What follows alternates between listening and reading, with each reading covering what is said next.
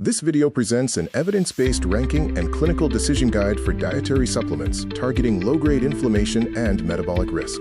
We assess supplements across key metabolic and inflammatory markers, utilizing a stringent 100-point clinical rubric and grade-assessed RCT meta-analyses. Metabolic dysfunction, including central adiposity and dysglycemia, and systemic inflammation, form a vicious cycle. Low-grade chronic inflammation and metabolic risk are tightly coupled. The strongest improvements are often seen in glycemic indices and triglyceride-rich dyslipidemia. Our methodology is based on a 100-point clinical rubric evaluating effect size, evidence certainty, safety, consistency, and clinical relevance. Effect size requires consistent improvements in at least one inflammation and 2 metabolic domains. Safety ensures no serious harm signals. The master ranking identifies 3 tiers.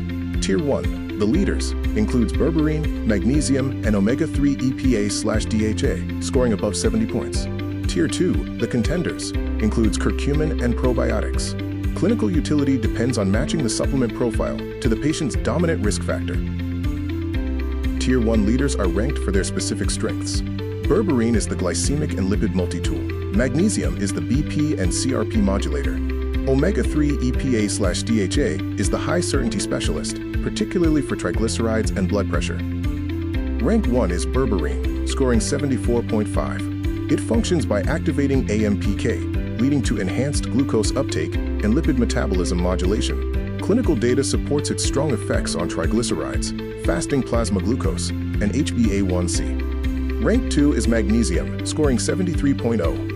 It acts as a BP and CRP modulator by supporting vascular tone and insulin signaling.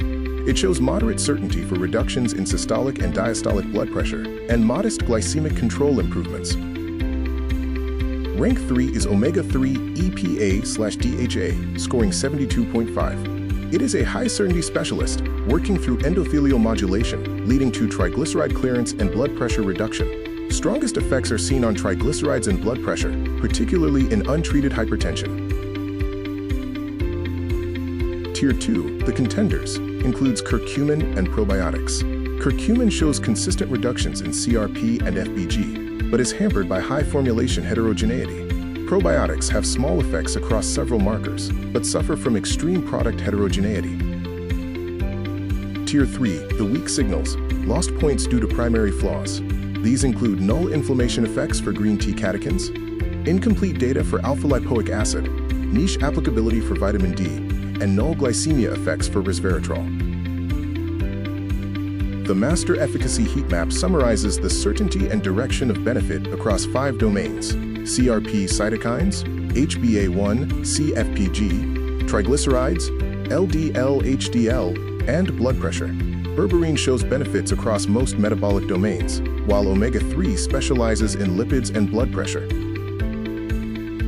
The baseline risk rule of supplementation shows that the magnitude of supplement effect increases with baseline health severity. Supplements act as modulators, not hammers, and effect sizes depend heavily on the patient's baseline physiological deviation. Time to effect and dosing are critical realities. Initial effects for omega-3 blood pressure trials are seen around 4 weeks. Curcumin's CRP reductions can take 12 weeks or more. Dosing is highly variable, with specific thresholds required for optimal effects in omega-3 and alpha-lipoic acid. We can synthesize the findings to match specific phenotypes to first-line interventions. For the dysglycemic/lipid phenotype, the match is berberine. For the hypertensive/triglyceride phenotype, it is omega-3 EPA/DHA. For inflammatory/hypertensive, magnesium is the match, and for pure inflammatory, curcumin is recommended, provided a bioavailable formulation is used. The clinical bottom line is that absolute improvements from supplements are modest compared to pharmaceuticals and are highly dependent on baseline severity and formulation. Evidence gaps include lack of head-to-head trials, short durations, and missing cytokine data. Prioritize targeted use over broad-spectrum empiric supplementation.